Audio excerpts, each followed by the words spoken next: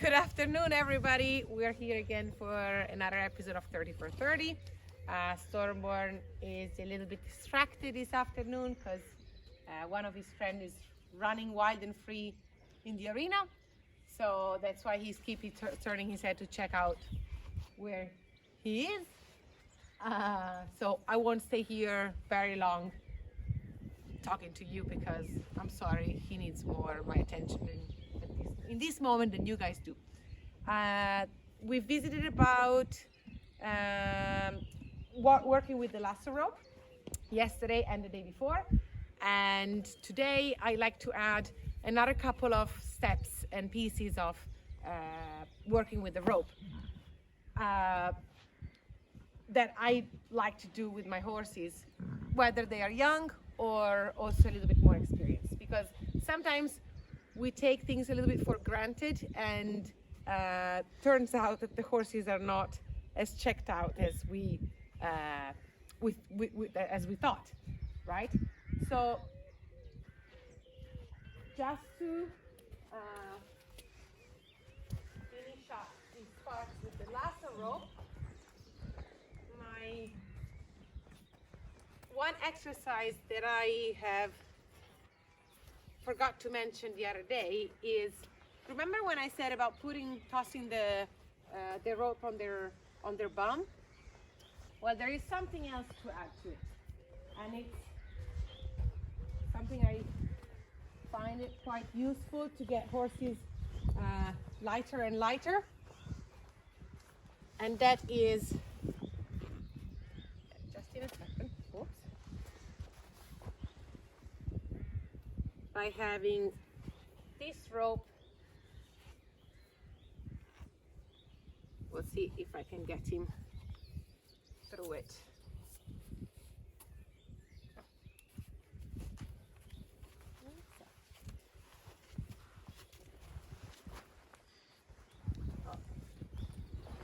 So I'm having my lasso rope around their belly. For young horses, this is great for also starting them with saddling, and because sometimes we get so focused on their head and we start leading them from their head. Well, when we are on their back, we're still leading them, but we're leading them from their back. So there are other ways to lead our horses into places. And one way is to have my rope on their belly,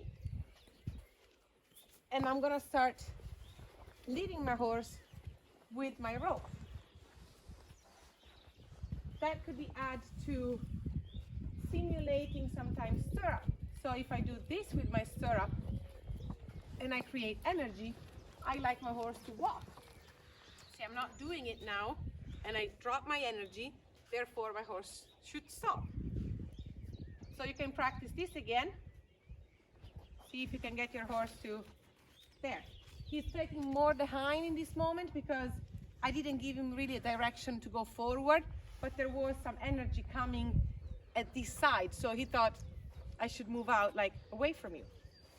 Or maybe now, if I want to make it a little bit more clear, sure, I'll open, give him some direction, and then I'll bump and see if something there.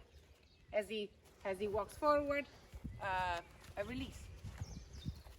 From there we can go to energy, a little direction here, and here is taking the hind. So that's a pretty simple exercise, but sometimes it's worth to try to check it out. You don't have to do for all the 30 days, but for some of them, why not? Just to check out your horses. Or if you have young horses, you can you're already going to the next exercise. Right, another way to lead your horses, and for this one actually you don't even need, oh, that's right. So if you don't have a lasso rope for this exercise, you can also do it by tossing your lead rope, grabbing it underneath, and do the same thing. You got the lasso rope, so you can lead him. I put a little bit of pressure here and see if he's there. He took that, he turned on that foot. See if I can take him forward. There you go. So that's pretty much it. Sure, I just don't have enough space between me and him because my lead rope is not that long. So that's one. The other one, still for leading or directing anyways, is both lasso rope or lead rope. To make the clip shorter, I'm just gonna do it with the lead rope at this moment. I'm gonna have the lead rope on their foot. Stay with me. Stay with me. Sorry. Lead rope on their foot. I might help with their head to draw their nose where I want it to. And I lead him forward. And I lead him forward. And as soon as I feel like that weight shifting, here there is no pressure. Here there is direction. See, there is slack on that lead rope. I'll see if I can offer him some feel to move that foot. There. As he's going to lift the foot, I'll direct it. Same thing, of course, for all the 4 feet. The hind, you can teach your horse to start off from their hind, but that's a little bit more advanced. So maybe it's not really the right time to do it here with Stormboard now with a 10 minutes clip that I have. But one thing that definitely I like to point out about this exercise also is that it's going to be a lot safer if your horse, for example, and here it's handy for the problem solving, if your horse is not ideal at picking up his feet for cleaning them, rather than going down and risking to get kicked, you can have your rope underneath here, behind. I'll bend him, and let's see if I can raise that foot. If you raise it for me. There. As he releases, as he's not kicking anymore, I release it down. And this one, along with, like you can stop horses that are walking forward also by doing this exercise. Good, he stopped. I release. Now there is a bunch of weight on that foot. So what's the point of pulling that foot up? None. Because he's also not focused on me. He's focused on the horse that is walking around there. So let's see. There. Whoa. There. And as you're lifting your horse's feet and doing that exercise, then surely it's a little bit safer once you lift it from the lead rope to go down and grab it with your hand. So that's more of a parenthesis for problem solving if your horse is not good at picking up his own feet for cleaning. Good. So we did this. Right. The last part, and that's still for exposing horses to different things happening around them. You can do it with the saddle on your horse, without the saddle. It doesn't really matter.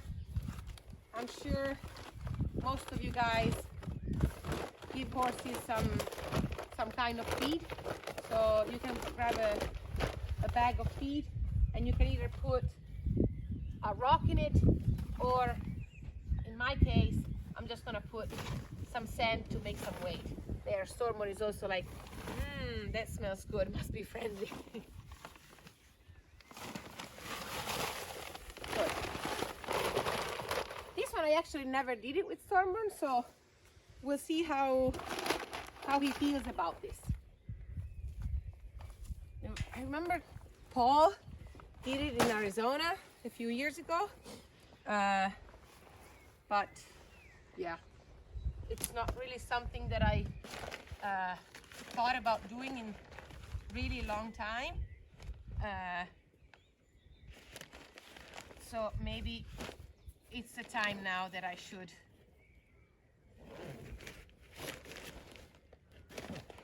a little bit what that patient guy has taught me over the years. Instead of just looking at him and saying, oh wow, that looks really good, and then forget about it. Maybe I can put some teaching that he did onto practice. Why not? Huh? Why not? So, Stormo's very curious. He's a very curious little guy. And here I could have said to him like, no, don't stay so close to me. But I'm gonna work with this. So let's don't discourage too much his tries and his curiosity mostly, and see what he says when we are doing something else. Something else like having this bag of feet. Whoops. This bag of feet that I keep there, just on the ground. And I'm going to start dragging that bag of feet as I'm leading my horse forward. Is this going to scare him? He won't. I don't know. A lot of things can happen. You can do this. You can take your bag a little bit farther forward. A second. A little farther forward. And have your horse changing eyes. See that now he's looking at that bag like, oh, that is a different eye. He's a little bit concerned about it. So I'm just gonna have him making a turn to his right. So he halfway chases the bag. I'm trying to stay on the same side of the bag. So if he scoops and takes off, technically he's gonna take off away from the bag. If your horse is very scared, that's something you can also do. Have him a little bit farther away from you. Drag the bag and have your horse following the bag. Now get him hooked on. See, he's really speeding up. And from him chasing the bag, I'm going to him being followed from the bag. I'm not really chasing him, it's just on the side. He's not having anymore that look like, oh, I'm not sure about this. He's a little bit more sure. Okay, that's one. Along with this, with the saddle, it's actually a lot easier. How we're gonna do this without the saddle actually? Yeah, we're just gonna try it out. So, you're gonna have your bag on the horse. With the saddle it's easier because you can have the bag on the same side where you are, especially if you have a western saddle and you can put the rope around it. Perhaps one day I saddle him and I'll do it. But even without the saddle,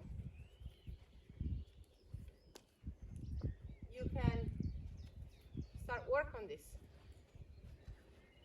I'm gonna go for doing something a little bit extreme because I'm on the wrong side. The bag is on his left side and I'm on the right one. And perhaps I can see to drop that bag a little more, having it banging on his leg and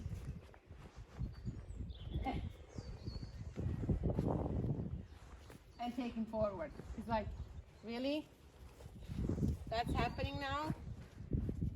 Yeah. So you can take it down, make it higher, whatever. The higher it is, usually the easier it is for your horses. The lower it is, the more can go in their blind spot, like now. Yeah, you don't have to strike it. Now it's too much around his neck, so I put it back. That's why with the saddle, this exercise, it's a little bit easier. But hell, if you can get your horse used to it without the saddle, you are on a pretty good point on things like how can I expose my horse to. And you can do this exercise, of course, by leading the horse, or if he's light, by driving him. Granted, here my driving hand is not so, there, I got a little bit more organized. You can tell that this is not an exercise that I do very regularly, which is the good part of the 30 for 30. It has stimulated me to into things that, to think some of the stuff that sometimes, yeah, I take it for granted and I don't really go and check them out. So those are a couple of things that you guys can see with your horses at home. It takes very little equipment, so I hope this clip was handy and useful. And again, let me know if there is something that you didn't understand. Thanks so much.